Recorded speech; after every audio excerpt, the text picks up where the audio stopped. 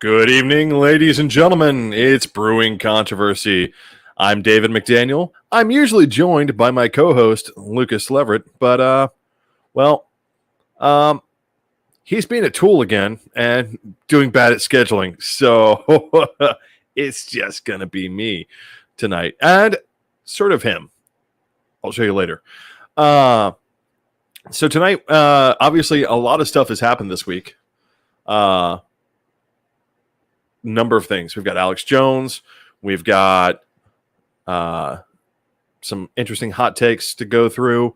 And obviously the big one is we have the raid. It's going to be fun.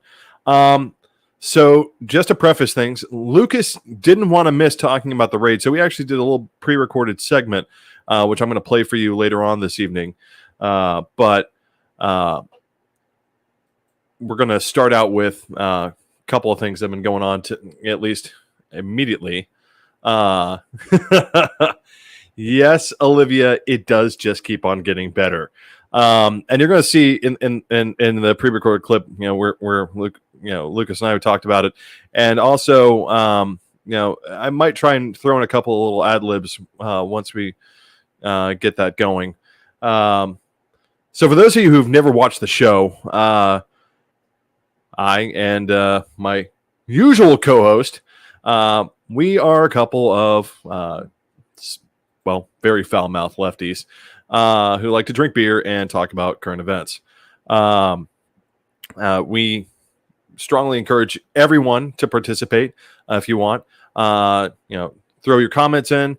Tell us what you think about what we're talking about. Tell us what you're drinking, because we do like to review beers here. You may find that every single week we do try and review a new beer that we've never had, because there is so much of it to have, and it does lubricate the conversation so much better. I am not going to be reviewing that because I've already reviewed it before. That's Three Floyd's Rights of Ram, and it is delicious. And if you want a review on that, you can go back and look at past episodes. So we always like to start out the show. The little thing. See, I'm just going to clarify. Lucas is normally in charge of the banners.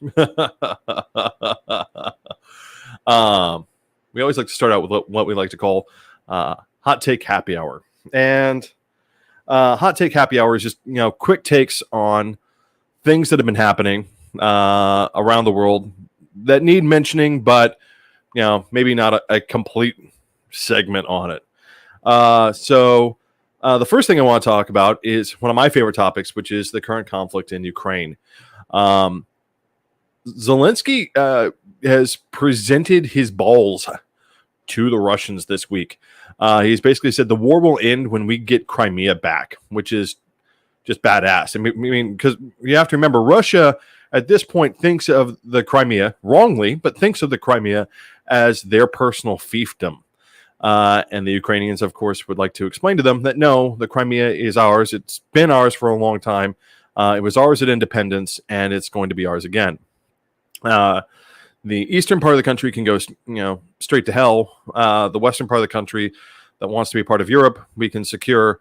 And it seems like the Russians are having to take that threat seriously, because they are not doing so great. They are once more in a regrouping phase, trying to cobble together something that resembles a functioning military to combat the Ukrainians. And we keep on sending the Ukrainians nicer and nicer stuff. Right now, they've got long-range rocket systems to throw at the Russians to continue this war of artillery. And again, there are rumors that we will begin transferring military aircraft to the Ukrainian Air Force to help them continue to liberate their country from Russian occupation. So that's really good news. I'm really excited about that. And also, it's important because at this point in the war, I think a lot of Westerners are kind of looking around going, man, is that still going on? Is that still a thing? Do we still have to keep doing that? The answer is yes. I mean, it's going to be a little while before we push the Russians out. The good news is, however, once They do kick the Russians out. For those of you who are just absolutely obsessed with your need for cheap gas, one of the reasons the Russians want the Crimea is because there's a high likelihood that there is a lot of untapped oil in and around the peninsula. Untapped oil and untapped natural gas lying at the bottom of the Black Sea. So part of why Russia wanted the Crimea in the first place was they wanted to make sure that there weren't going to be any competitors for their oil and gas going into Europe. And if Zelensky can pull it off, and it's looking like he can, he's wearing down the Russians. The Russians are right now having to offer more and more money to people to try and get them to go fight at the front against the Ukrainians, who keep on not losing. It's looking like Zelensky will be able to pull it off, and that's good news. I think that's going to be something that's important. Here on the home front, already Republicans are starting to, or not starting to, they're continuing to find out what it's like to be the dog that finally catches the car, specifically with regards to these abortion bans. After Kansas told them to go screw themselves, it just keeps on getting worse. And, you know, one of the things that I've always said on the show, and I will continue to say, is, you know, if the right really cared about banning abortion, then they would get behind things that Democrats support. They would get behind more money for childcare, free childcare, ideally. They would get behind universal health care for children. They would get behind housing measures to make sure that children grew up in adequate housing. They would get behind school funding measures, which we're going to actually touch on this evening. They would get behind all these things. Prohibitionists, before they enacted the constitutional amendment for prohibition, did a lot of things to make it so that it would be easier to ban alcohol and not have there be deleterious, or they hoped deleterious effects from its prohibition. Now, obviously, that didn't work out so great because they didn't think of a few things, like what the hell they were going to do with all the workers. But, and, you know, what the hell you were going to do with something that people have been doing for 6, 7, 8, 9,000 years because it makes you happy. Yeah, it does.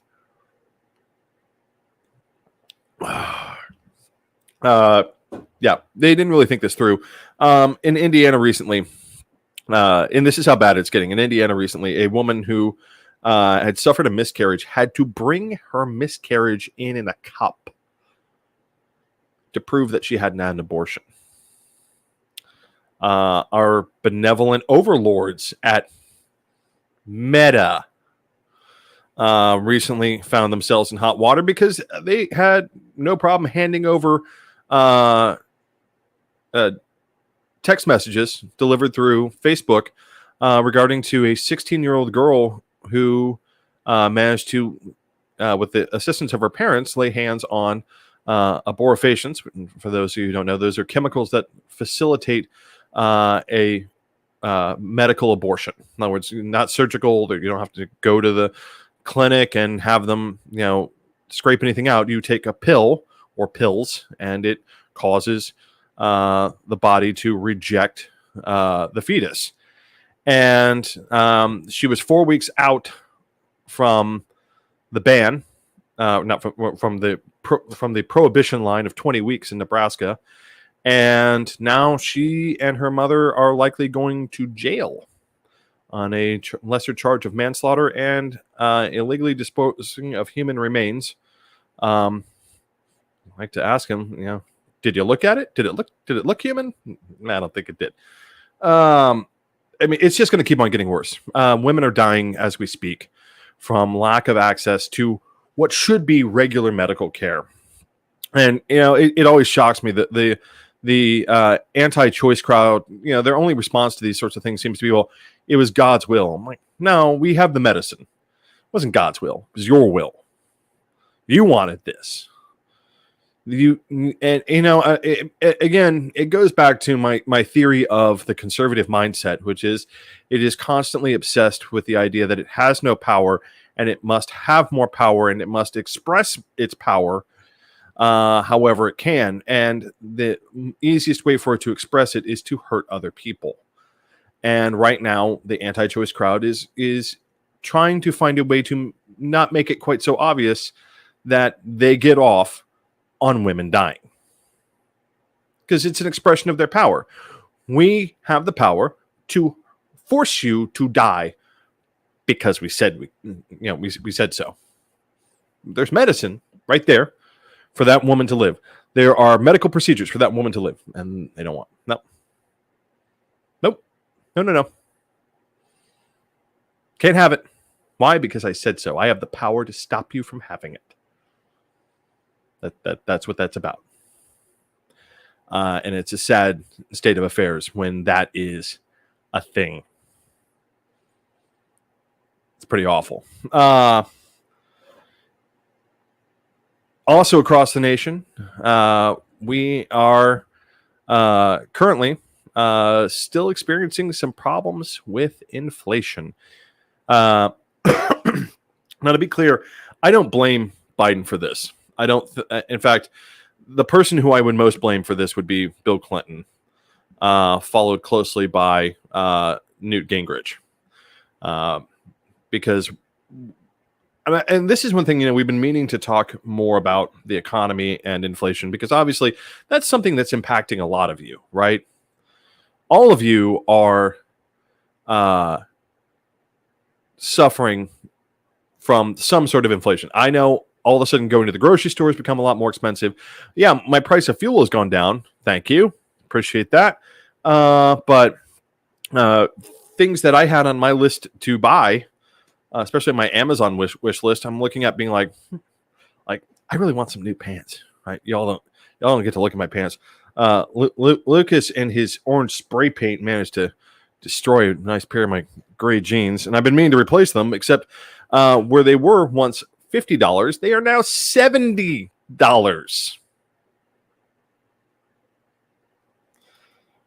It's a little intense.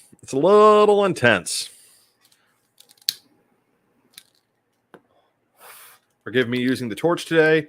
Again, I'm off the pipe for a while simply because I'm too pissed, because this shit that keeps on going on is absolutely insane.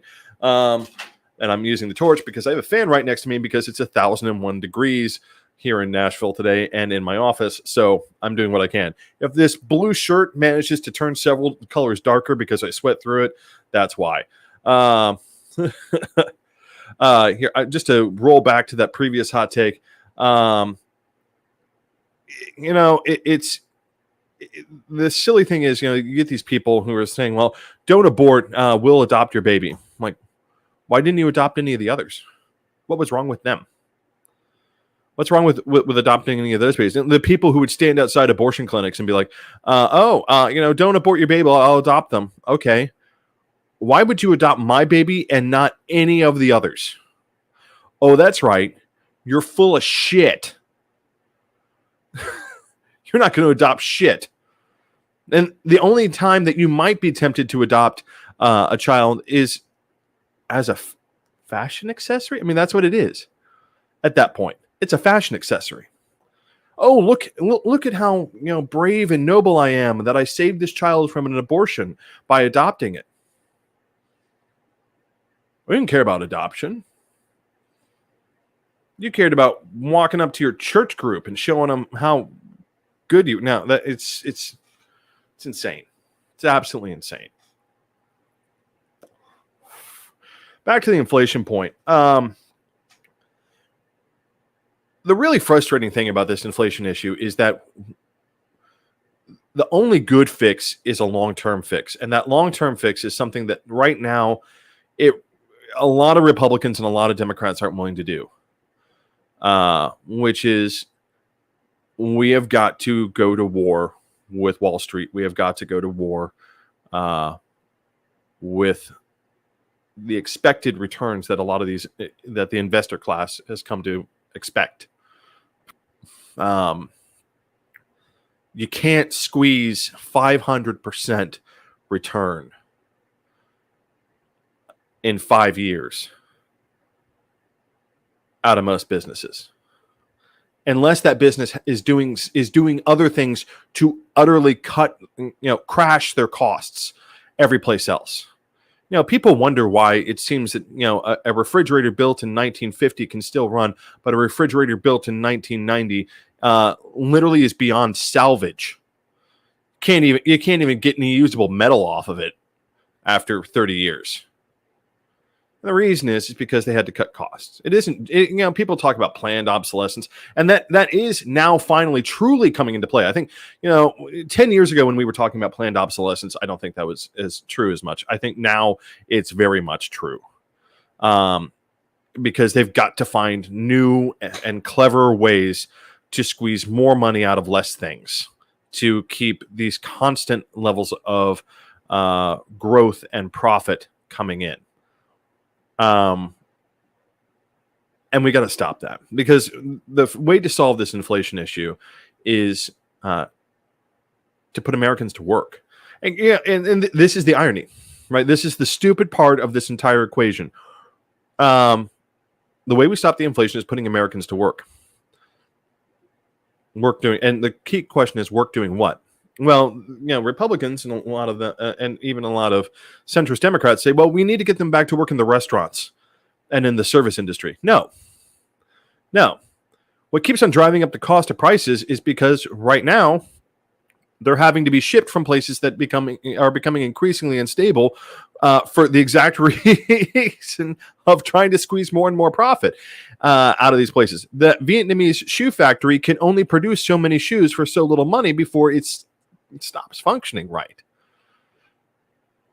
So we need to bring that shoe factory back home and pay Americans to make those shoes. And, this is one of the dumbest parts about this entire equation. Does an American shoe cost more when it's made by Americans? Actually, yes, it does.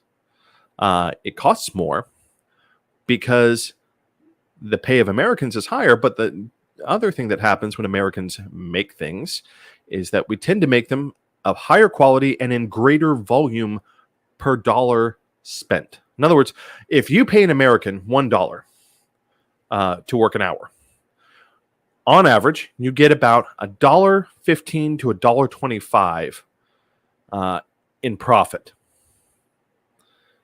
If you pay a Indonesian worker, on the other hand, $1, on average, you get somewhere around 1 penny to 2 pennies, sometimes 3, sometimes as high as 5 cents, an added value to the product. But again, it costs more because you got to pay the American worker more. But what you get out of it is a better product. Yeah,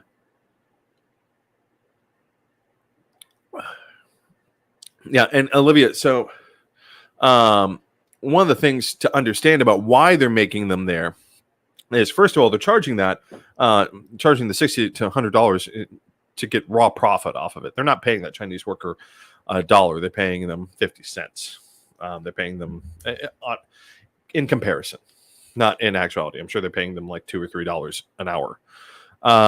But the big issue is that they don't have to offer a lot of the other things that they have to offer American workers. They don't have to offer overtime. They can work them longer and harder than they can work American workers.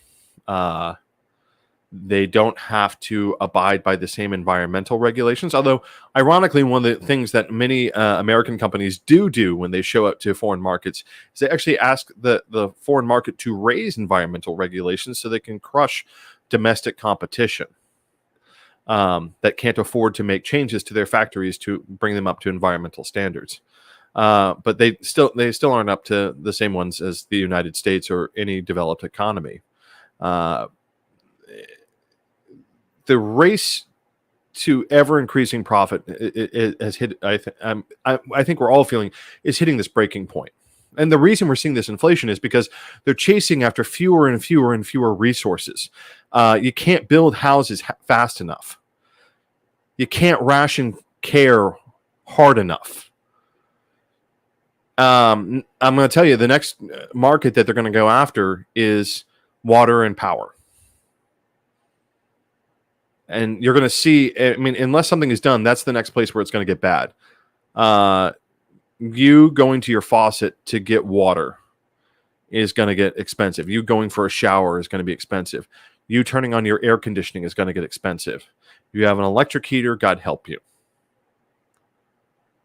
This is where they're going with this. And the way to stop it is to build up the purchasing power of lower and middle America. Because right now we don't actually have a middle America. We've bifurcated the economy so far that there is no more middle class America. There's just people who are more poor and less poor. That's it.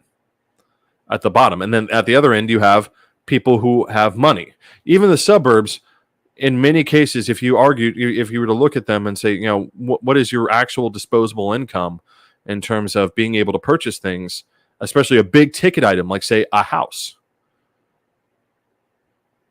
they're going to fall into the poor category. What about a car? Poor category. How about a major medical expense? Poor category. How about sending your kid to a private 4-year college? Poor. How about being able to afford whatever you want from the grocery store? Still a little bit rough. So, you know, it's a thing. It's definitely a thing. We're going to continue to monitor that situation. Hopefully, you know, some of these programs are going to begin to, especially with regards to adding renewable resources, because that's one of the ways you combat that run to control fewer and fewer resources. Because again, that's what the housing market is about right now. The housing market is about the fact that these guys can't control any other resources. They've got to find some place to continue to generate massive amounts of profit. And the housing market's all that's left. And even then, they know they're creating a bubble that's got to burst, right? That it's going to be the Asian financial crisis all over again, which is the first one out is the winner. And everyone else is going to be left holding the bag. My only hope is that that's Blackstone. Because God knows they've earned it.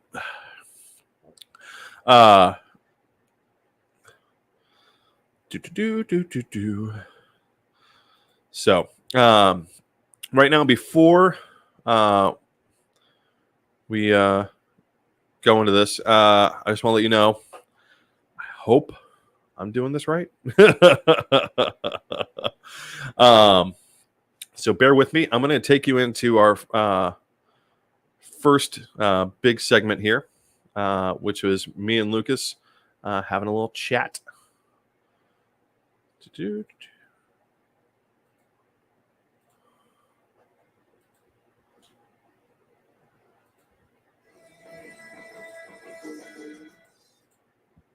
And with another round comes me. Oh! I hate to be missing out. So we're recording this day in advance for me to be in this very important discussion coming up. But David rightfully pointed out there it goes. We could still review beers together and do that segment together and then segue into the big story on the sandwich that is the David show tonight. So, you know, I'm pleased to have traveled into the future to join you while I have other obligations across town.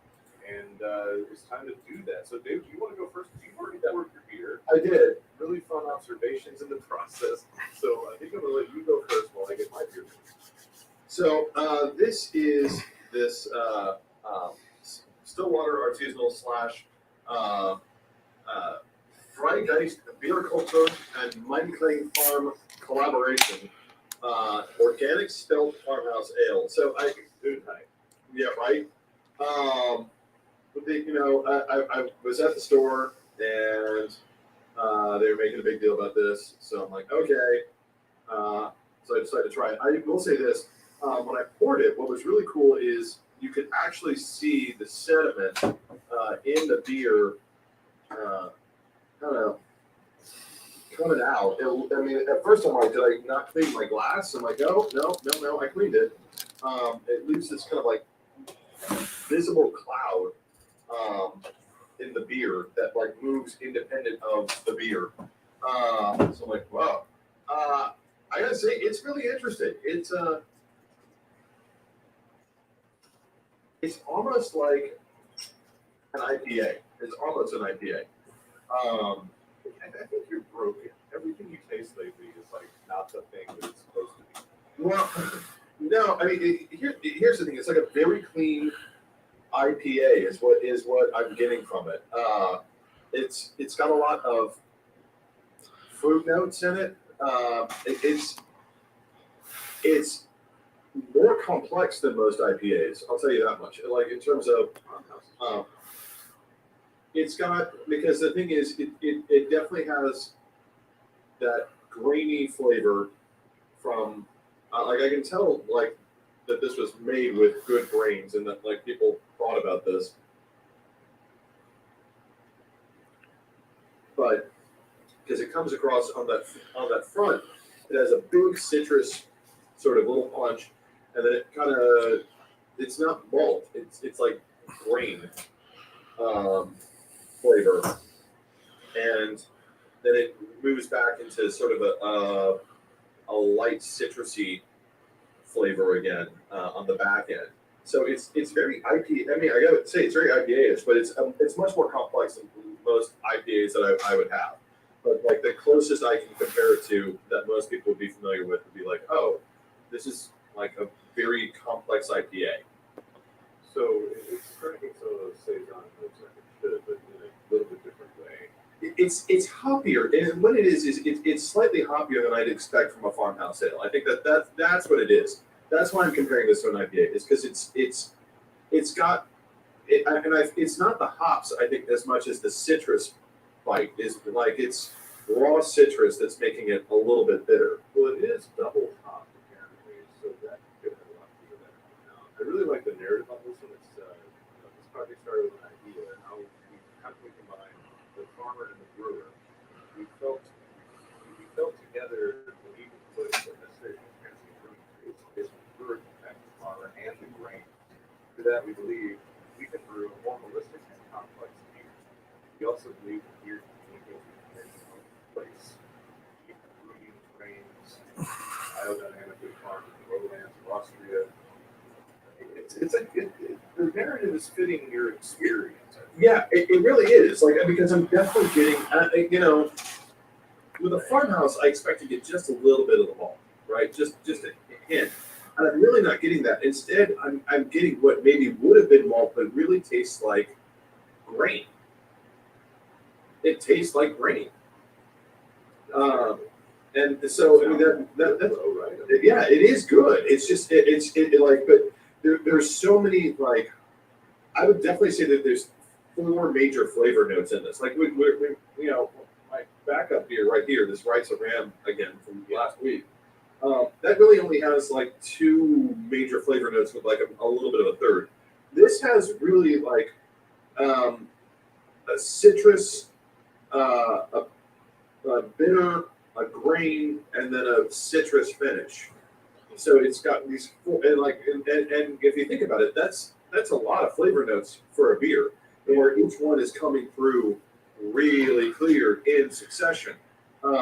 So, I mean, this is definitely a beer, farmhouse ale is meant to be like sipped and sort of enjoyed. This is supposed to be, traditionally, this is what, the farmer would have at the end of his day, which is fitting given my day of a broken lawnmower. And for those of you, me and Luke has been joking for a few minutes before we started this recording about the fact that my lawnmower broke today before the show, and I had to get my lawn mowed before the HOA sent me a letter, and it was about to rain, so my lawnmower is now died, and so I'm out there with my weed eater, like going over like my lawn by hand. Oh my god, and my arms just so tired. You got this in red, right? Is this part of your red? Yeah, but this was not part of my red haul. This was part of their suggestion. Apparently, they got this, and this was not a cheap acquisition. This is up to like $9.50 a can. Well, again, because it's a collaboration between an American brewer and a European brewer, they put it they canned it for half a liter, which is 1 pint 9 fluid ounces. So it's a little big. And also, it's kind of funny that everything in here is written in both German and English. So didn't we use the cow logo from Burger Up?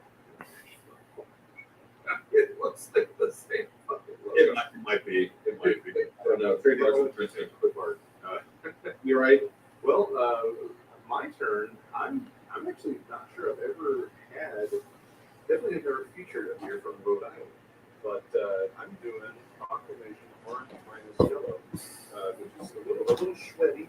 It's got some sweaty shaft going on, but I think it's a really cool graphical label on this, and that caught my attention. I was like, oh, what's that? And I expected it to be like yet another citrusy something, and I was going to skip over it because I've been doing way too many like juicy IPAs, New England hazies, etc. And then I read the bottom, coffee, red ale. Like, oh, okay. Red ale is one of the things that brought me into beer when I was much younger, and one of the first things I thought, I understand what beer things now. So this is Proclamation from where are you guys? Warwick, Rhode Island, and it's a 7%er. I like the description of hoppy red ale because it does have that bite to it as opposed to that rich malty kind of deal. I did not remember bringing a glass upstairs, but it looks like it might not actually pour as red as some of the reds that I've encountered. Well, it's an American amber, so I mean it would. Exactly.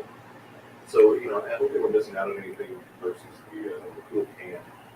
These guys, here. So aromas of green grapefruit peel, accurate, spruce, fresh baked, wheat bread.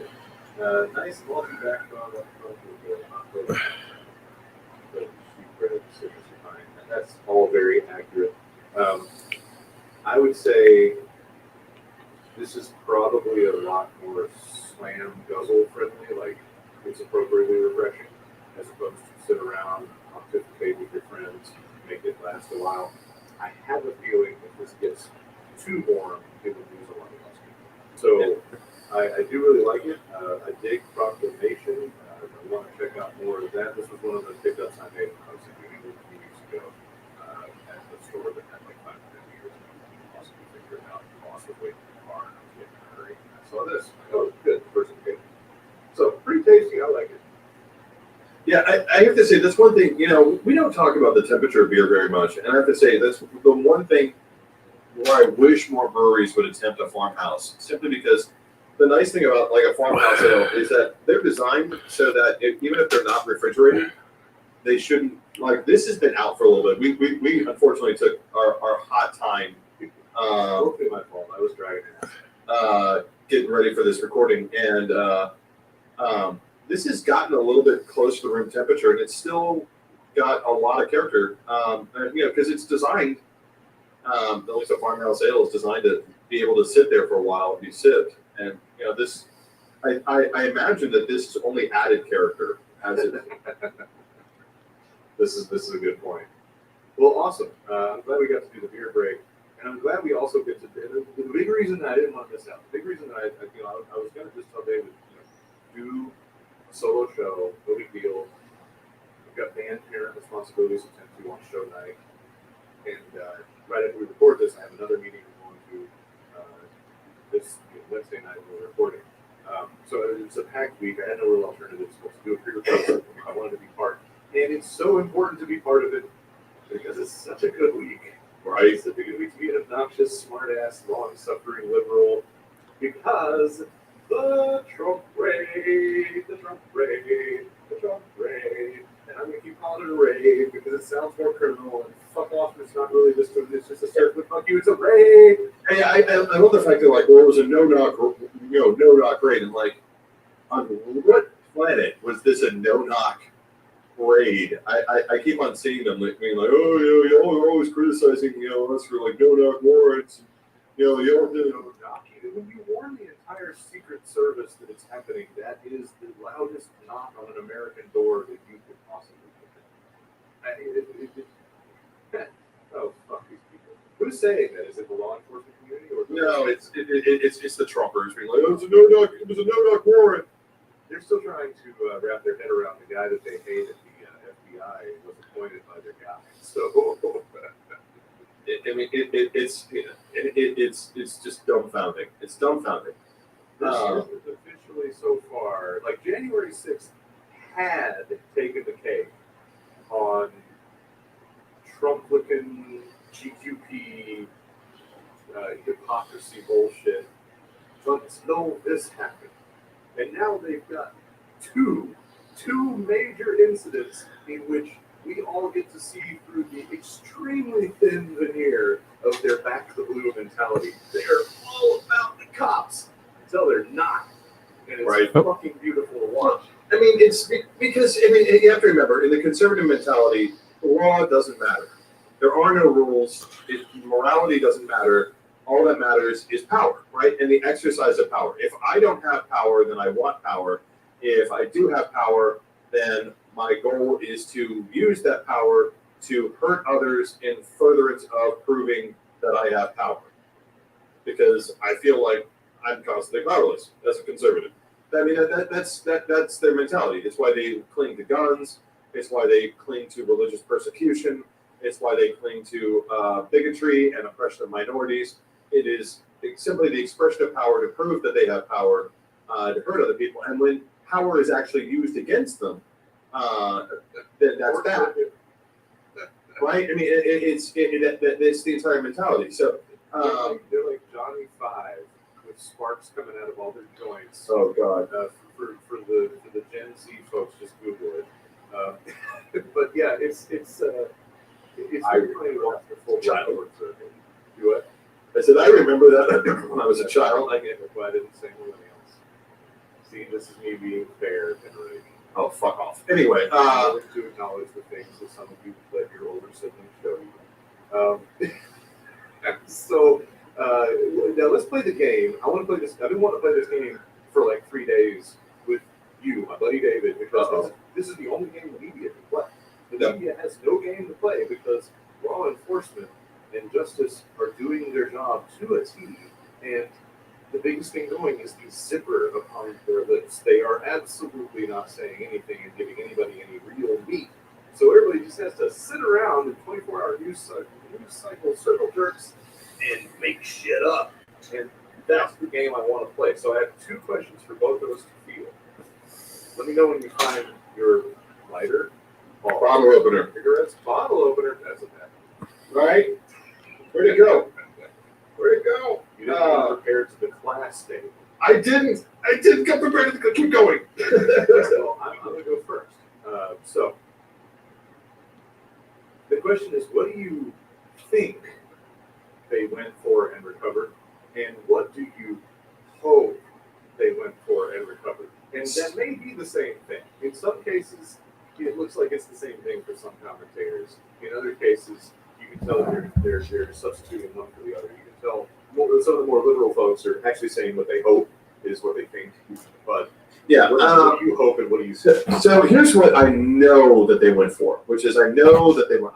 Found it.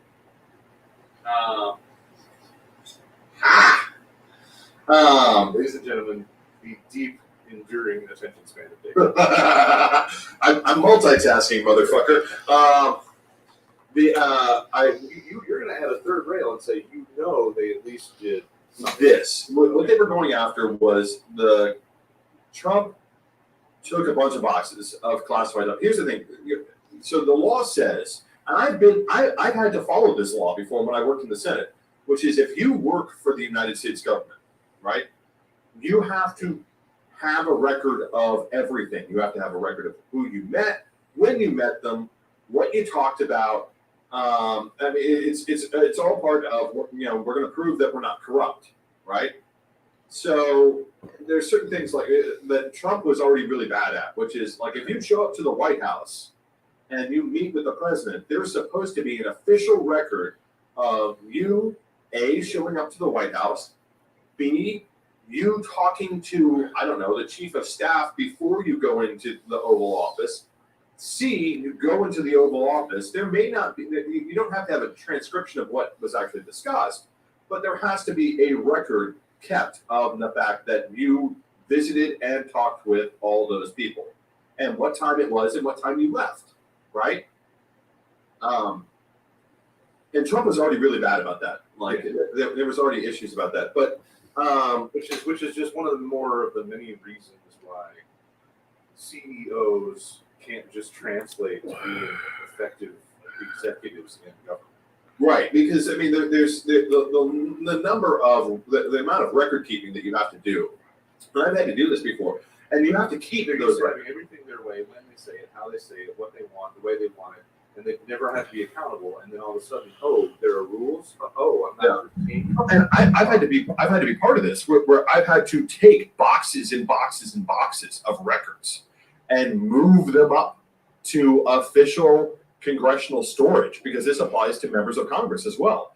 And you, like every member of Congress has this cage in the Capitol where you have to unlock the cage, open up the cage, correctly file the boxes of documents. Right. And if it's been longer than 5 years, you can go ahead and pull the 6-year-old documents, put them on the cart, and take them down to be destroyed, right? Or archived, one or the other. But you at least immediately on hand in your congressional cage, you have to have 5 years of not only who you met with, but every letter, every email, every correspondence that you have done on official congressional stationery, what's called franked stationery.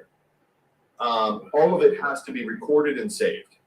So in his case, the boxes that have been very widely discussed in the media, yeah, you're willing to say that you're sure that part of that was some of these records from the National Archives, or the National Archives was seeking, which could be any number of things, but classified most likely. Well, because here's the thing: so the difference is if you are the president, right, and let's say the head of the CIA shows up and wants to discuss something, a record of his memo of what is supposed to be discussed has to be turned into the record, right? It has to be turned into the National Archive. In other words, the president should never be able to say, "I didn't know that," because the director of national intelligence, before he marched into that meeting, had to submit a classified copy of what he was discussing.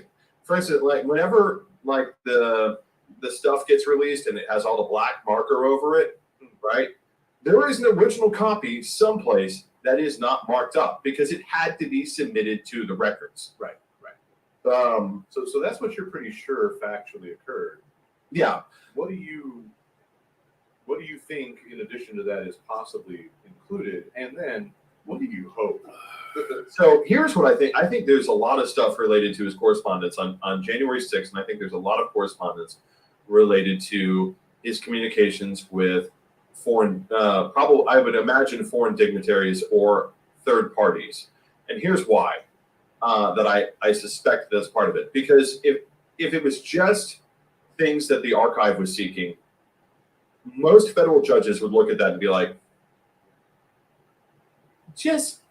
I don't know, blow him or something. I don't know, like just keep asking nicely. Yeah, I mean, like, how much is a high-end hooker?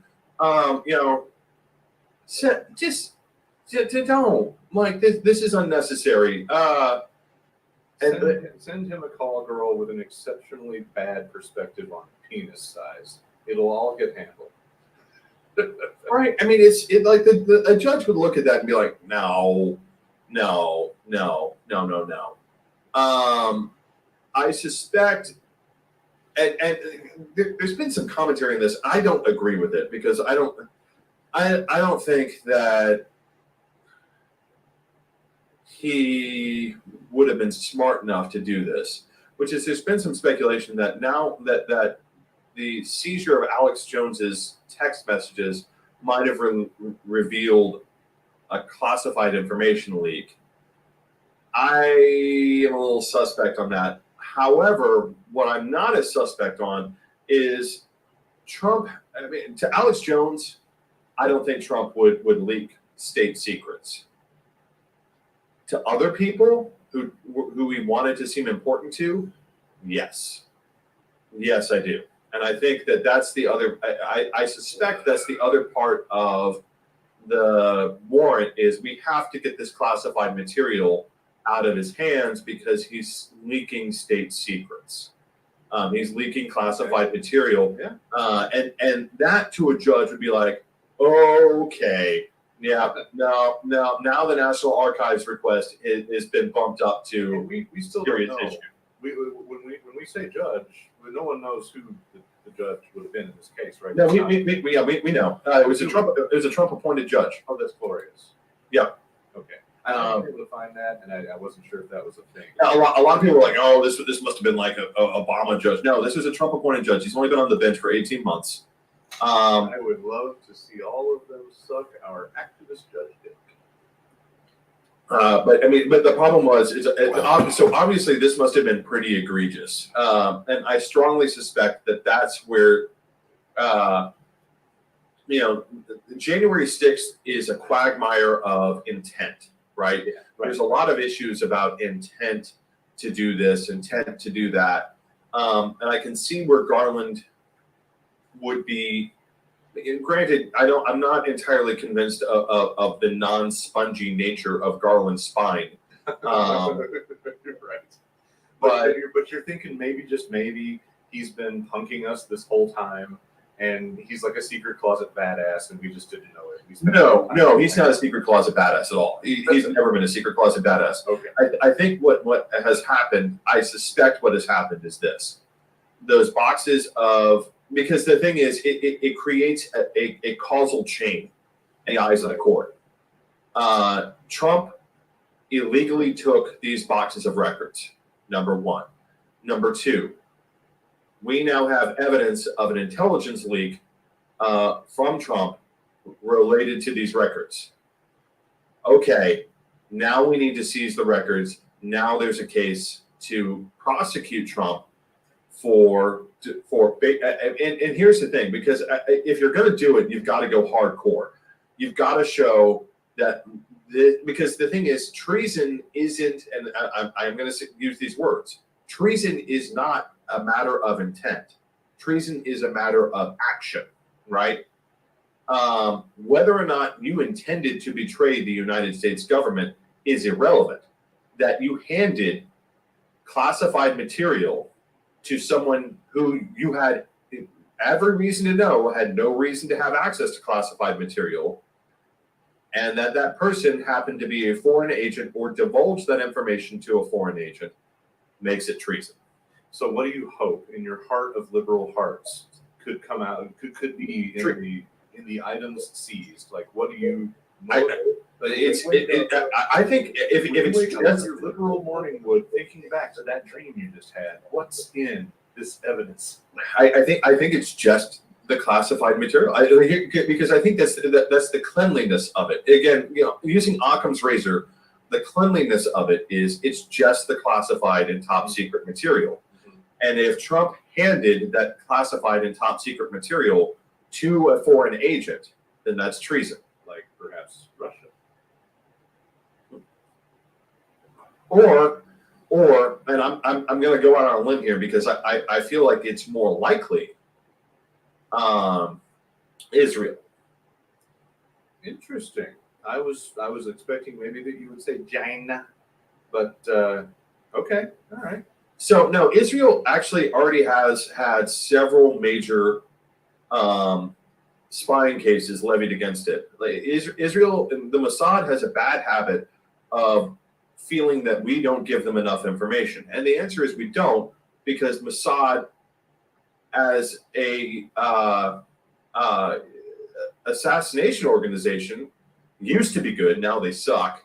But Mossad is much more a military intelligence organization than they are actually a spying organization. And the problem is that Mossad actually does a very mediocre job finding its way into getting other countries to divulge classified information to it. The CIA is really bad at what's called wet work, which is actually killing people, blowing stuff up, doing that sort of thing. The CIA is actually very good at, and the KGB, because I mean that was the Cold War game.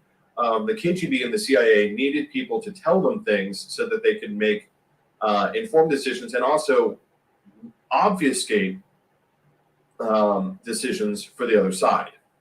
The KGB was really great at obfuscating decisions for us.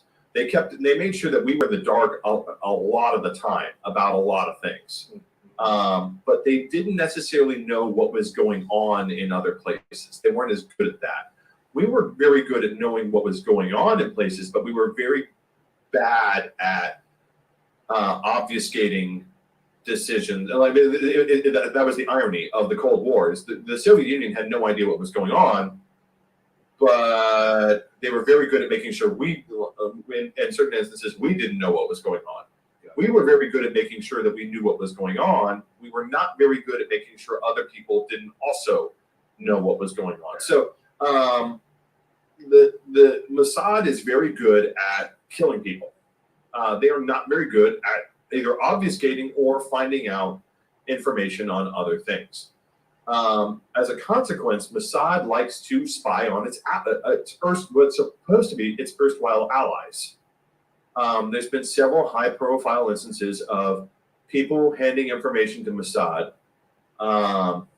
and there's the most famous instance is our preparedness plan for the Pacific in the event of a Soviet war with the Soviets. The Israelis took that and then tried to trade it to the Russians during the Cold War for other stuff. Obviously, that pissed us off. So get down to the why, though. Like, literally the hashtag why, though. What's the and do you think it's past or present kind of leaky info? I think, well, it doesn't really matter. I think that what it seems likely, because they've classified this war in the way it's been handled, and also a lot of people pointed out Trump hasn't told anyone what was in the warrant either. Do you think that's him having some sense of keeping his tail between his legs, or whoever his lawyers are at the moment going, you need to shut the fuck up? No, I think that it's because whatever is in the warrant is damning enough that, because again, I think this is a treason case.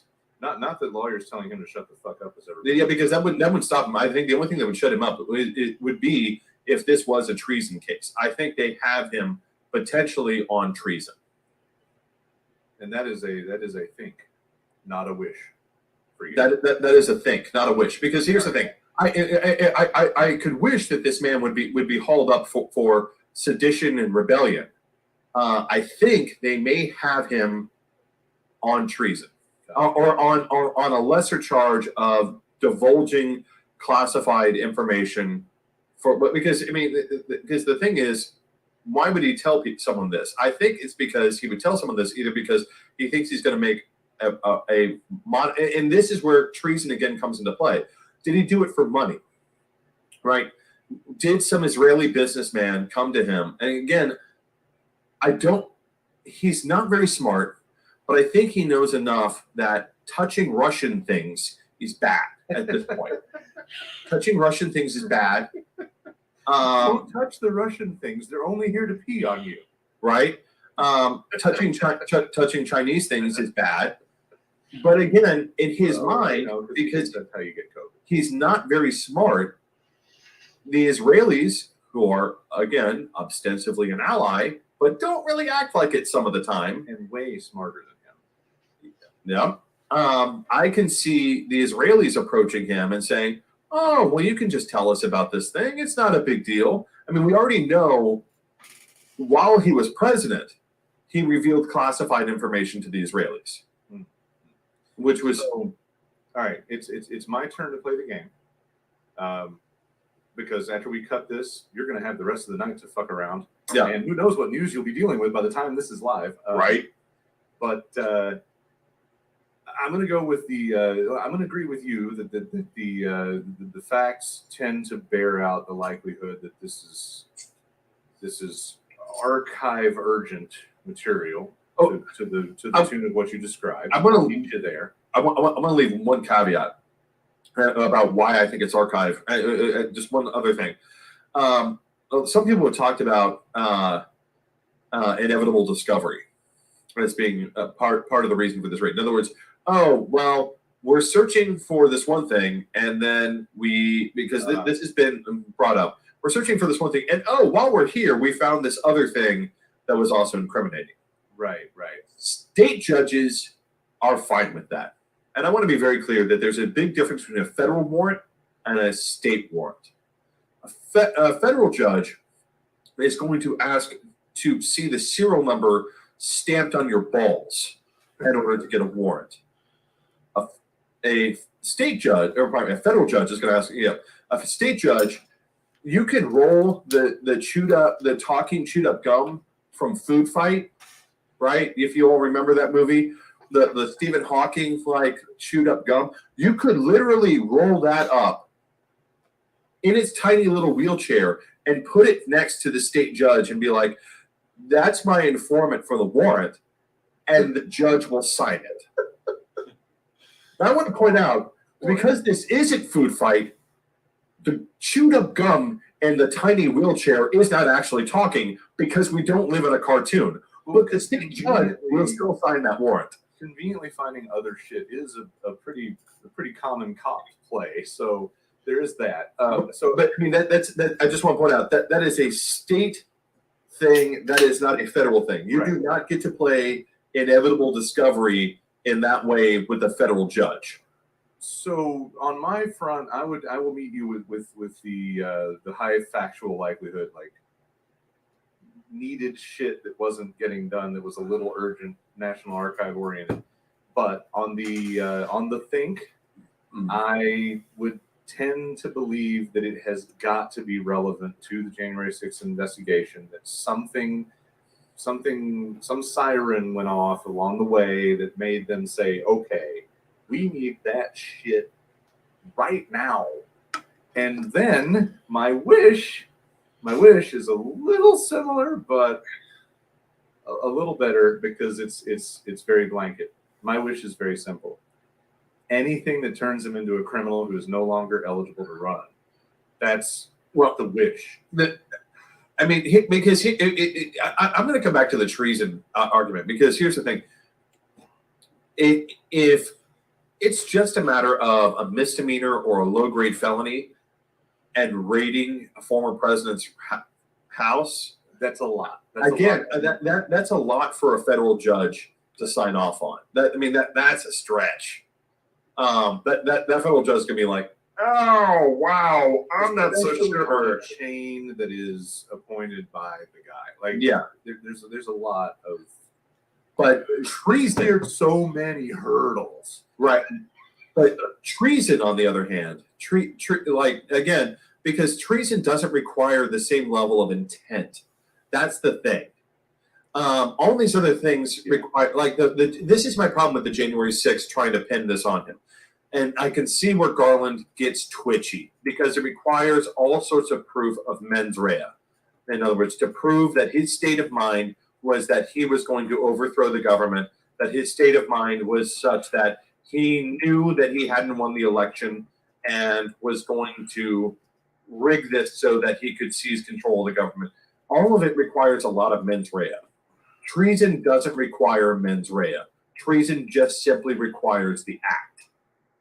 So as we roll into closing my participation in this out, I want to ask you, when do you think we will see some kind of finite statements, information, etc., which is entirely possible it happens before we put this on, and then you're going to have to pick up after this and talk about the state of affairs as it stands 24 hours from where we are right now. But I mean, we're going to sit in the dark, I would think, for some amount of time with the media circle jerk just taking shots and no, I mean, again, this is part of the thing where I'm like, if this was a misdemeanor or a low-grade felony, I feel like we would already know about this. Treason, on the other hand, this is why I'm kind of leaning towards treason. I so hope so. Treason, on the other hand, that isn't just going to be like a little, like, I mean, granted, Republicans are going to freak out about it, but if it's treason, then that's going to light all the political nuclear bombs, right? That will set off a firestorm, and Republicans are going to have to start getting real tweaked out about, if they're willing to bring a treason charge. This is where I think maybe Garland is going with this. He's like, listen, the only way any of this works is if I show up and all of a sudden you don't realize that the two planetary bodies dragging behind me are my balls, right? You didn't realize those were my balls, but now you can watch like the veiny like connection from the bottom of, I would probably imagine Garland's very mediocre sized schlong, and all of a sudden realized that all that continues on all the way back. He could be the quiet, nerdy guy with the enormous schlong all the way back, and then suddenly realize that these are two massive, gigantic balls, and now I have to present them to you because it's treason. I mean, and I'm going to say the other thing Garland has to recognize that if it's a low-grade felony, if it's a misdemeanor, Republicans will harp on that to no end, and it will never end. If this is treason, however, and he slaps that charge down, this is going to make it. I mean, this will be a political Rubicon. So, and again with the records and him, what I suspect might have occurred. What I suspect, this is my wish list, is Alex Jones and Trump and Tucker and all like this right-wing blogosphere gets to talking, and Trump says, "Oh yeah, I talked to Mr. Goldstein from Tel Aviv about this." But you pick Goldstein. Go ahead. Right? Well, no, because I talked to Mr. Goldstein, and we were talking about putting up a Trump hotel in Tel Aviv, and I said, "Oh, let me tell you about this thing that." Right? Yeah. This is the thing that I see happening. This is what begins to make sense. Is I have access to classified records that I'm not supposed to have anymore. I then divulge the existence of classified top secret material to a foreign power who I think in my mind, because I'm stupid, I can do so because we're kind of allied to the Israelis, but we are. Or maybe, again, the Saudis are another option. He could have mentioned something to the Saudis would be another option. Just to be clear, I'm not trying to be anti-Semitic. I'm just trying to build a scenario in my head which makes sense for him divulging classified material and thinking that it's okay. I think that Trump-medic, you're being realistic about right. It. I think they're filled with fucking slime balls that hate humanity and will kill anyone that gets in their way, and they should not be in charge. And calling them out is not calling out their people. Right.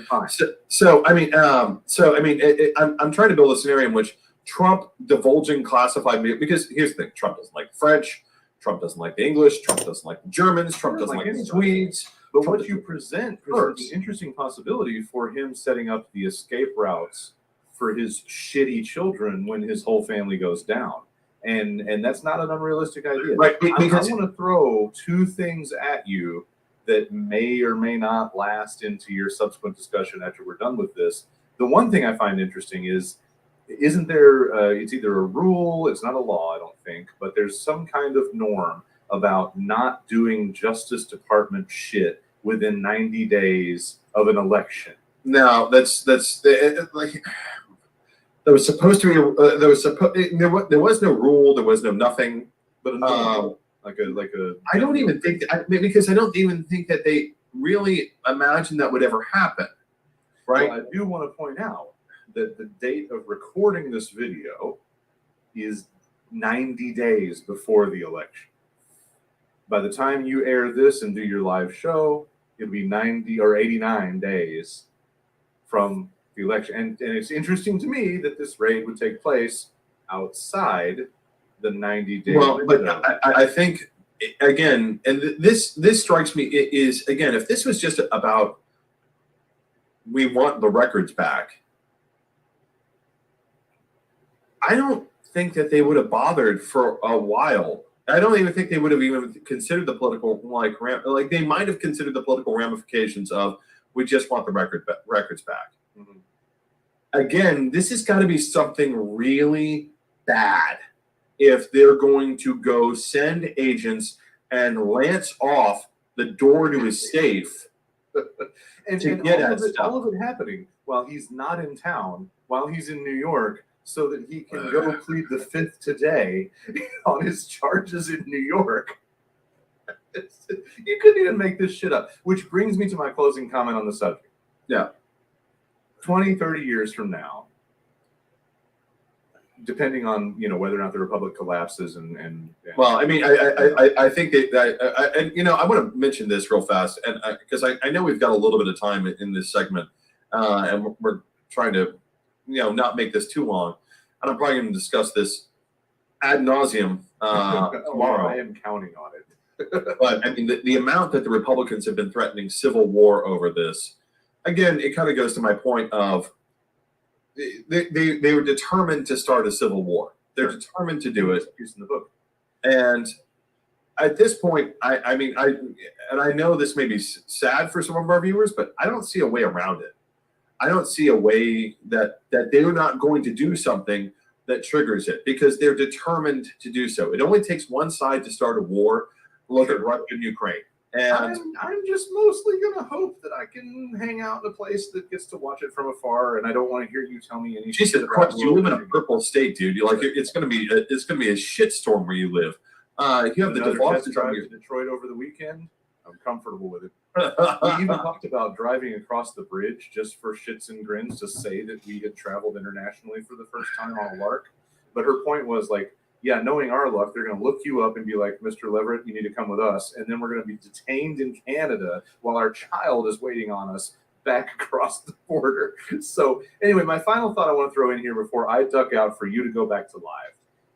In 20, 30 years, whatever the state of the republic is in our textbooks and education or somewhere else in the world where they read about the fall of the United States, it's really fascinating to me that we're sitting here recording parts of a conversation that you're going to later be live with. It's going to be immortalized on YouTube on their infinite amount of server storage for some of the answer to something that we don't get the benefit of. We don't get to look back when we read about Nixon.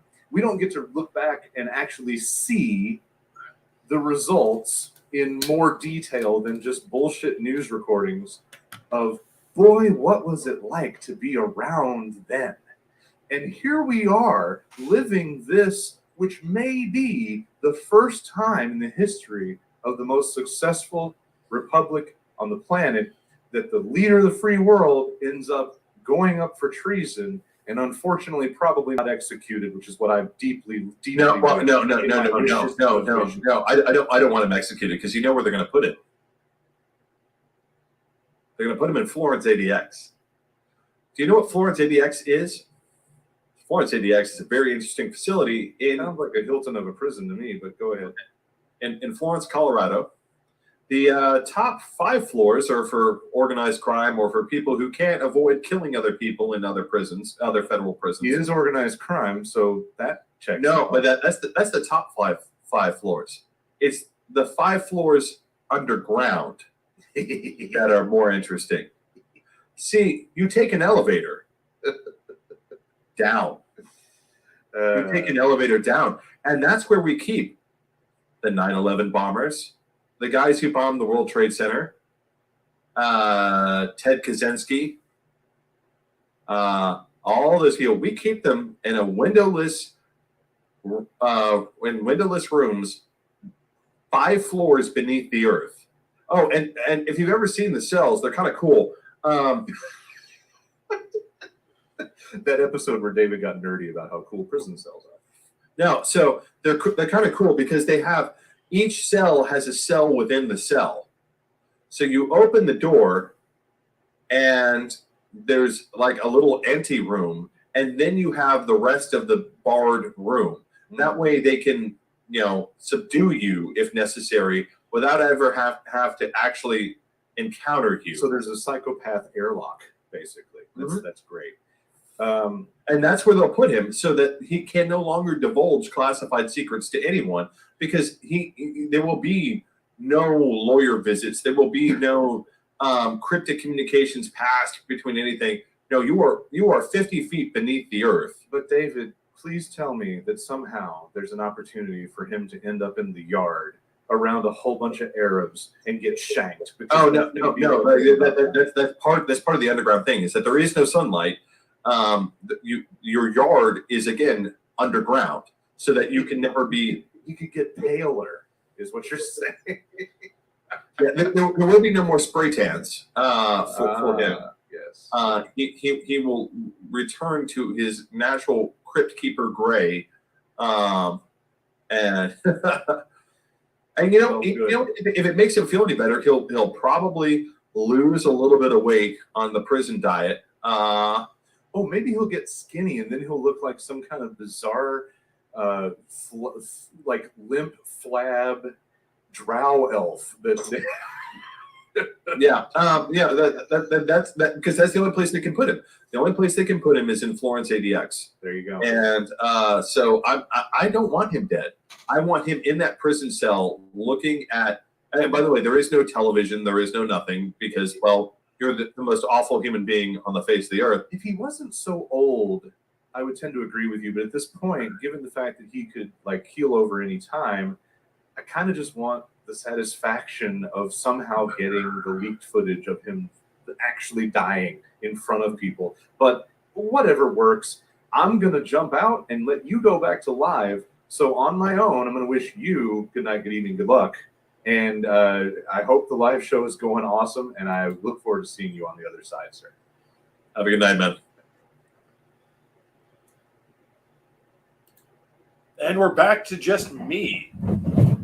Hi there again. Hopefully the audio wasn't too bad. Like I said, we're experimenting with this. I think it was actually drawing the audio from my speakers and my microphone, which I didn't realize at first. I just assumed it would send its own audio. I might have failed on that point. So yeah, it's we're experimenting. There haven't been any really new updates, other than, of course, Garland has thrown down the gauntlet of, well, if you want to say that this was completely unjustified, we're going to release the records. We're going to ask the court to say, go ahead and show everyone the warrant. I don't think that'll resolve the controversy. I still think it's treason. I still think that they have him on treason. I think that's why he doesn't want to have this shown, because I think that they'll connect this to a Saudi or Israeli businessman who had classified information, who shouldn't have had it, and it was related to classified records that Trump had in his possession, and that's why that this went down the way it did. So, we're going to see where we go with that. So I know we already did another round, but I forgot to hit the button. So I'll hit the other one now for our next current beer.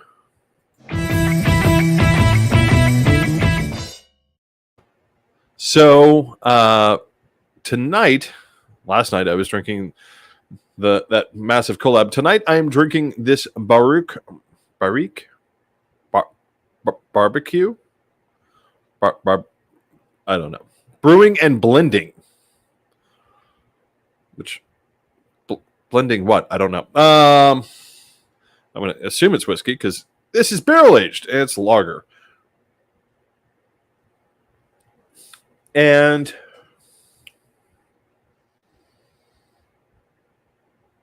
It's a lager. That's. I mean, it's hard for me to be down this. So this is actually a German style Pilsner, and they list off very clearly what they put into it. It's Weiermann, which I got into a conversation with someone about this the other day. W in German is pronounced as V, so it's not. Technically, it's not Volkswagen. It's the reason they put a V on it is for English speakers who don't know the difference. It would normally start with a W.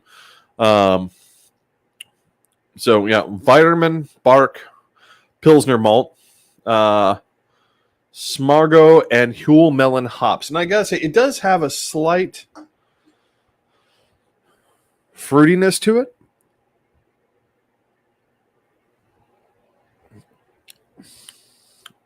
But I'll tell you what I get a lot of in the flavor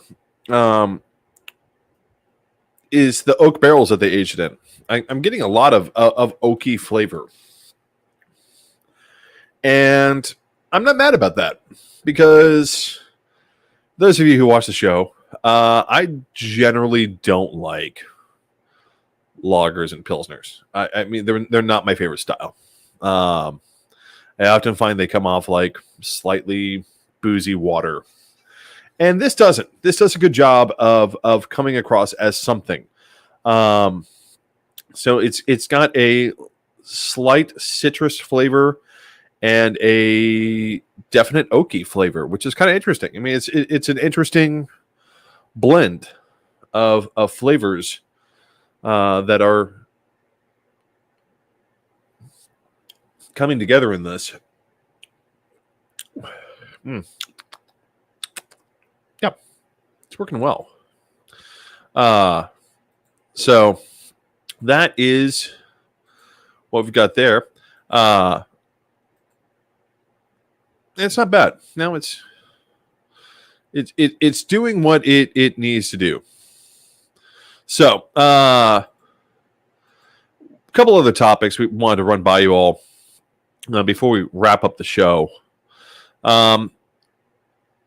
Actually, you know what? I'm not going to do that first. I'm going to do this first, real fast. Mostly because I think it needs to be talked about. I told you all I would talk about it.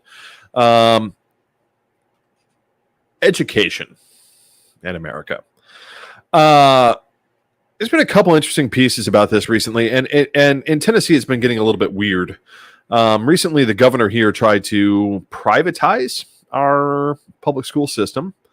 That didn't go down too well, and he hosed it up a lot when he managed to have the head of Hillsdale College, the president of Hillsdale College, who was going to be the functionary vehicle through which they would privatize through charter schools, the state's public school system.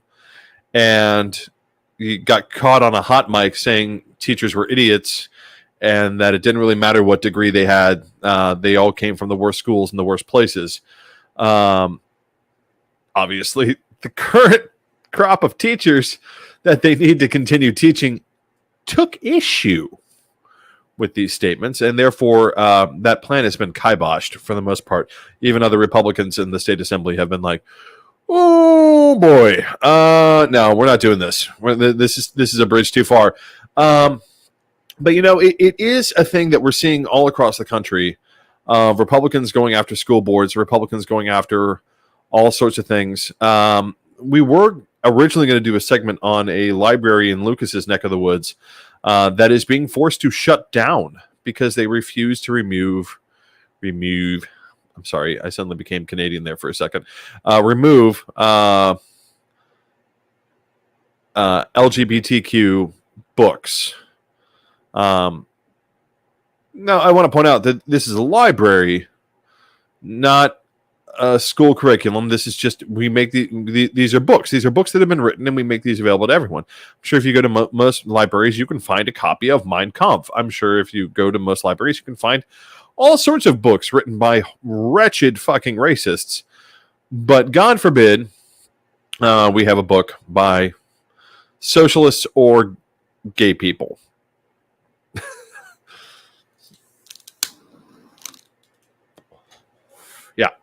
So the town said you either remove these books or we remove your funding, and the library said remove our funding. We won't do it. This is happening all across the country. This is out of control. And it's getting worse every single day. And you talk to these Republicans, and their first explanation is, well, we just want to get back to the basics, right? We just want to have them talk about reading and writing, right? We just want them to have conversations about American history. Well, American history includes slavery. No, it doesn't. Right? And it's getting worse. And recently the Washington Post did a whole article on how this is becoming a complete system from open to close. So from kindergarten till college.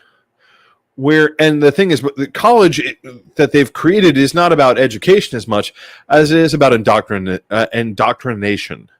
So Hillsdale, Liberty, I would argue up to a point, George Mason, I would argue up to a point, even American University.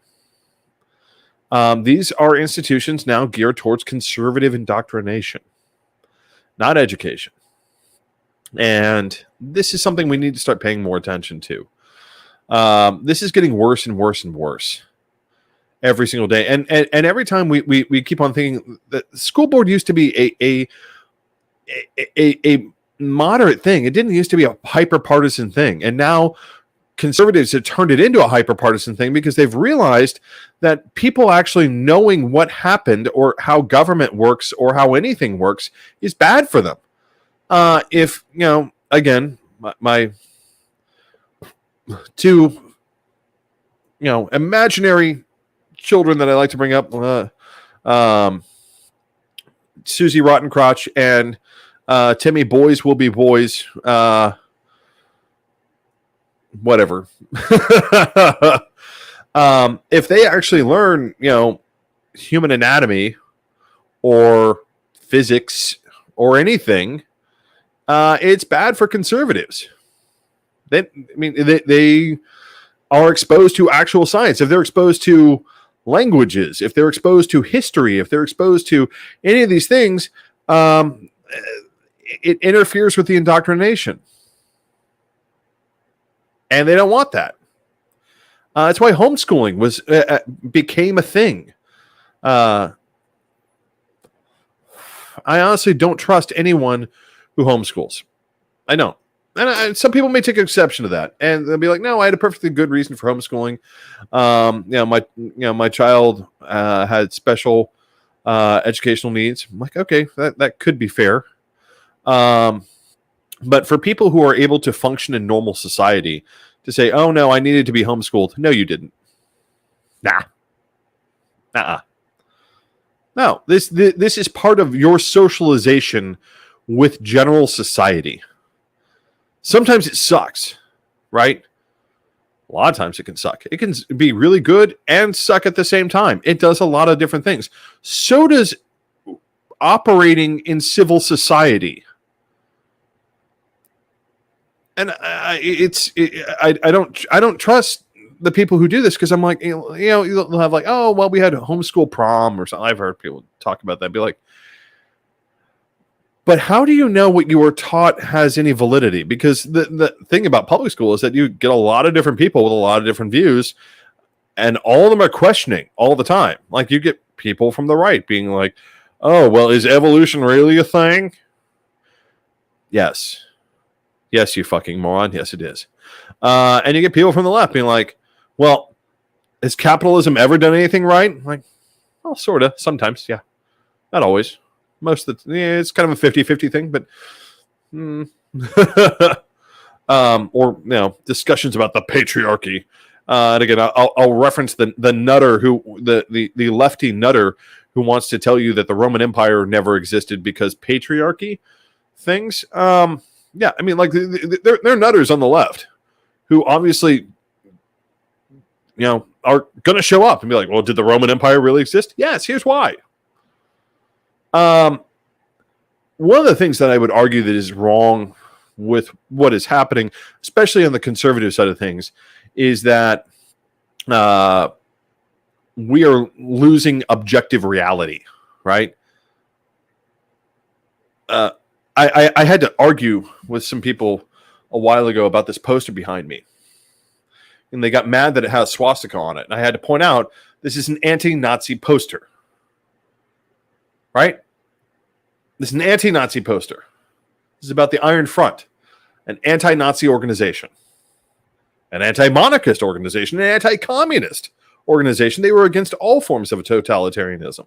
But because it has a swastika on it, some people got tweaked out. And they literally had I feel like they lacked the appropriate exposure to basic history to understand the difference of things.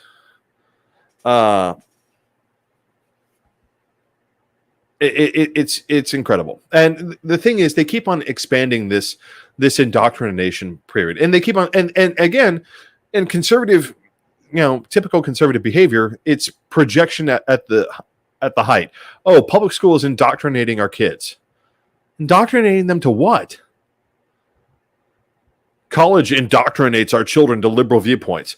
No, college asks you to test a viewpoint, and the problem is when I test a conservative viewpoint, I say this as someone who used to be on your side. The problem is when I kept on testing your theories, they didn't work. Your economic theories didn't work. Your social theories didn't work. Your made up history contradicted primary sources. There's nothing about your unicorn fantasy land that worked out. It's like it's like when people challenge you all on reading the Bible. Well, the devil can quote the Bible too. Well, so can God. So which is it? Am I the devil or am I serving God? Pick one. Oh, wait, you don't know the difference. Because you haven't actually read the thing. Well, I got my good news. Okay, fine. Come back to me when you can at least read the basics of Aramaic. I'll be honest. I can. It's bad. Mine is bad. It's bad. It's real bad. Like a toddler. But I mean, this is insanity, and it's got to stop. We have to stop playing these games with education. Either we all agree that education needs to be neutral ground. But again, because of modern conservatism, because modern conservatism doesn't want neutral ground, it wants domination. It wants to, as I always keep on pointing out, express power. And part of how they express power is by changing our history, changing science. I can't testing for things. In other words, does ice freeze at low temperatures? Well, let's test it. Conservatism doesn't want me to do that. And quite frankly, the extreme left, maybe they don't want me to do it either. But I can tell you this right now in America, conservatism doesn't want me to do that. They don't want me to actually prove something. It's all about how they feel about something, because to them, their feelings are power. To them, their feelings, because they feel something, it must be real. That's what they need. They need that. And it's not good. It's not helpful. And we need to stop that. All right. I'm going to do our last little bit. And I also I just want to put this up real quick from Olivia again. Yeah, every conservative accusation is a confession. Yeah, the public school system is indoctrinating your children. No, you're indoctrinating your children.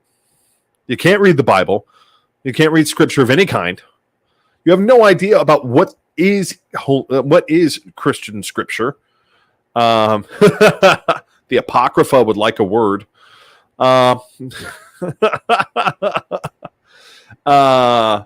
And this idea of indoctrination from the public school system or colleges, right? They're turning our kids liberal. They're teaching your kids how to test your theories. They're teaching your kids, hey, if you believe this, let's see if it works. And the answer is it doesn't. But that makes you feel bad because you're an asshole. You are an asshole. Not the good kind of asshole. I would like to say I'm the good kind of asshole. I'm the fun time kind of asshole, who, pokes holes in your theories and drinks too much and smokes too much and, makes inappropriate comments at regular intervals because of social awkwardness. I'm not your kind of asshole.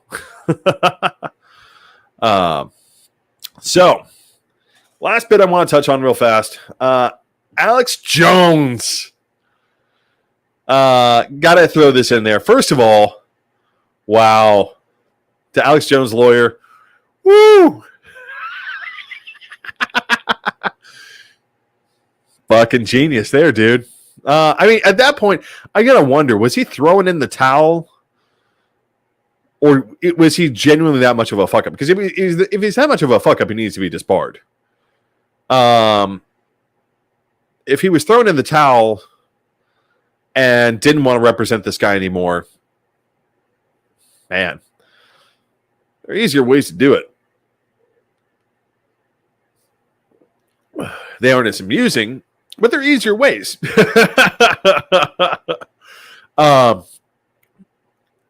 This level of screw up. And for those of you who don't know, what happened was Alex Jones has been on trial in Texas, a civil trial, for calling the Sandy Hook's shooting a hoax and drumming up a mob to harass the parents of survivors and the parents of dead children to claim that it was all hoax. And they sued for defamation because he accused them of all being crisis actors, that none of this ever happened, and that their children never died, and that, this was all fake. And they sued. And the reason that they sued is that this mom that got drummed up harassed these families ad infinitum in the most horrible way. I'm normally pretty tight on my budget for a variety of reasons, but I gave money to this legal defense fund because this was absolutely atrocious. Like the voice messages that these people were leaving is just incredible. These people have lost their children to an act of horrific violence, and you've got people accusing them of being government agents. Jesus Christ. So he got sued. He lost his defense. He then owed the family money, and then as part of the discovery process, when it came time to decide damages, Texas has a cap on damages that basically says, well, families victims are entitled to no more than $250,000 in actual damages, and like another $250,000 in punitive damages, unless the defendant acted in bad faith. And that's when the family's attorney pulled out the entirety of all of Alex Jones' text messages, which apparently his lawyer had not intended to send, which I want to point out is kind of a violation of discovery, right? He was supposed to send some of the stuff, and it might have been that, you had someone in the office who read an overly broad request of discovery too broadly and handed over all these text messages, but they got all of it. And they were able, and thus far they've been able to prove that Alex Jones did act in bad faith. He knew that the shooting actually happened. He just wanted to drum up support. He wanted to drum up a mob because he wanted them to keep listening to his radio show. He wanted them to keep tuning into his stream. And he wanted them to continue to buy his bogus health supplements. I want to point out, we don't make any money from this show. Number one, no one endorses us. And actually, the few times people have asked, like, should we maybe advertise on your show? Should we endorse your show? Most of the time we've said, are you sure you want to? I mean, do you want your brand associated with us? If you do, great. We're willing to talk to you, but take a think on it. There's definitely no brewery, no, glassware manufacturer. No one sends us any money, and we don't sell anything to you because, well, we look at this as us doing our civic duty to talk to people. This is our way of fighting back. This is our way of fighting back under Trump, and this will continue to be our way of fighting back against conservative bullshit. So we don't take money from it. We all our equipment we bought ourselves, all our stuff we bought ourselves. Like we pay for everything ourselves out of our own pockets from doing our day jobs, and we just do this. Alex Jones makes money off his stuff, and he wanted to whip up a mob so he could get more money, and now he has to disgorge $42 million of dollars of that money that he earned from whipping up this mob. But this issue with the text messages that his lawyer handed over is just spiraling out of control. Right now, apparently, Tucker Carlson is terrified. Apparently, like him and Alex Jones have been sharing nude pictures of women and things like that, which I'm sure Tucker Carlson's wife is just going to be thrilled with. At least then she'll have proof that he's not gay. Or maybe not. I don't know. I don't know. Maybe that helps. Maybe that hurts. I don't know.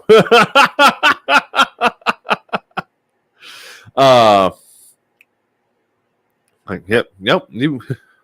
You just don't turn his knobs. But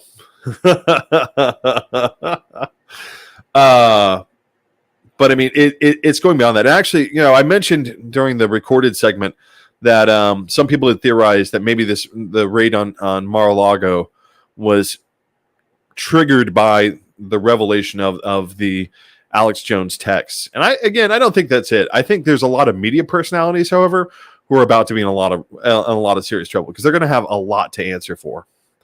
Because I think they've been trading some awful things between each other, and that Alex Jones blows open a whole. I mean, because these guys talk to each other, right? They hang out with each other. They talk to each other. They borrow each other's scripts, right? What are we making a big deal about this week? Well, we're going to accuse all Democrats of grooming children for sex, even though it seems like the vast majority of people who get caught having sex with children are not of a leftist orientation. Seems like they're often conservatives who have issues with power. And conservatives like exercising power. And if that's what gets your rocks off, then abusing a child who has no power seems to make sense. As opposed to liberals who enjoy sharing power and therefore not as much, maybe, with the underage kids. I'm not going to say there aren't any liberal pedophiles, but I'm just saying if I'm looking at the evidence in front of me, it really looks like conservatives are more likely to be abusing children repeatedly. A lot. So, it's things like that where they're getting together, they're formulating these plans, and now we can show a connection between these QAnon groups, between conservative hosts who are organizing these lynch mobs of minorities, of women, of LGBTQ persons, of labor activists, of anyone who threatens their power, and we can show how they're organized. I don't think Rachel Maddow is getting on text with the Young Turks. I know the Young Turks don't text me. I mean, like, I granted, me and Lucas are like so far down the bottom of the food chain, it's unbelievable. But I mean, it's not like we all talk to each other. It's not hell. That's been one of the problems with the conservatives and Antifa is that Antifa doesn't talk to each other either. They just simply say, "This makes me mad, and I'm going to go do something about it." And maybe here's 5 other people who want to do something about it. And someone said we're Antifa, so okay, fine, we're Antifa. But the Seattle Antifa doesn't talk to the New York Antifa. The, Redneck Revolt, which is basically Appalachian Antifa, doesn't talk to the Austin Antifa. This is not a coordinated effort. There are Nazis. We oppose Nazis. Let's get together and oppose Nazis. This is not some sort of national movement. This is an organic thing that arises when people see, holy shit, there are a bunch of fascists in my fucking backyard. I should do something about it. Whereas conservatives seem to try and build these crazy ass networks to self-support each other to do bad things. Right? Patriot Prayer and Oath Keepers don't just exist in New York. There's a clear line between them and Patriot Prayer in Pasadena. There's a clear line. There's lines of communication. There's forums. There's support groups where they egg each other on. Atomwaffen, Proud Boys, all these assholes. They exist to egg each other on to do horrible things. As far as I know, if I go check out the Reddit Antifa page, there is no coordination. If I go check out, hell, I've been trying to find out whether or not we can, promote on the Social Democrats Reddit page, and I haven't gotten an answer. Right? These are not organized people. They speak out and they do what they do within a local community. Right? It's very rarely that this is a big national movement. People don't unionize by state. They unionize by shop. Right? But people do vote down progressive reforms by the state, and not only just by the state. Organizations like the American Legislative Exchange Committee, which share conservative boilerplate legislation between state legislatures. Democrats don't do that. I mean, the legislature, in New York says, Kentucky has its own thing going on. They need to craft their own legislation. They need to think about what they need and what they don't need. They don't need our boilerplate. They need to sit down and write.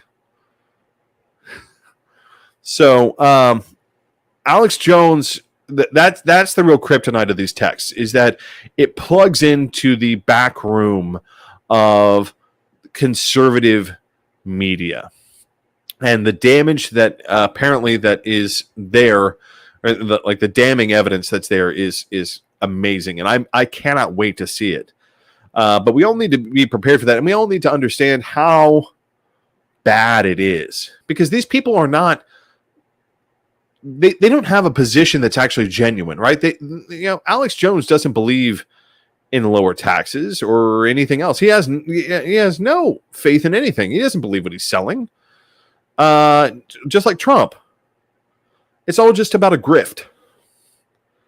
How can I convince stupid people to do stupid things? And one of the awful things that when you really bore down into the conservative psyche is even these poor bastards who are like, yeah, if I take this pill, it's going to give me more testosterone. And as soon as they start leveling up a little in society and in job and money, they're like, you know what I need to do? I need to convince some bastard to take some sawdust and a capsule and call it testosterone. But you were taking no. There is no understanding of you used to be that guy. Nah, doesn't get it. All right. So with that little tidbit and little celebration, and hopefully more to come, I'm going to leave you all this evening. Thank you all for tuning in. Thank you all for sitting through our recording and me playing around with sound. And we hope to see you here again next week. So with that, good night, good evening, and good luck.